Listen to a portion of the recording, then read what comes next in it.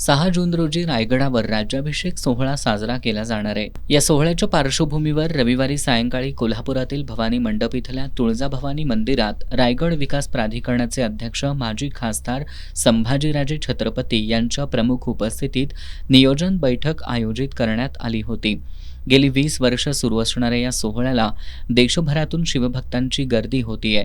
हा सोहळा केवळ लोकोत्सव नव्हे तर प्लास्टिक मुक्त ही करूया असं आवाहन माजी खासदार संभाजीराजे यांनी केलं।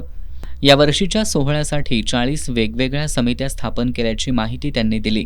शुक्रवारी 5 जून रोजी दुपारी राजमाता जिजाऊ यांच्या समाधीला अभिवादन केल्यानंतर गडपूजन करण्यात येणार आहे। सायंकाळी युद्धकलेची प्रात्यक्षिकं, ढोलवादन, लेझिम पथकांचं प्रदर्शन आणि रात्री गडदेवता शिरकाई देवीचा गोंधळ अशा कार्यक्रमांचं आयोजन करण्यात आलंय।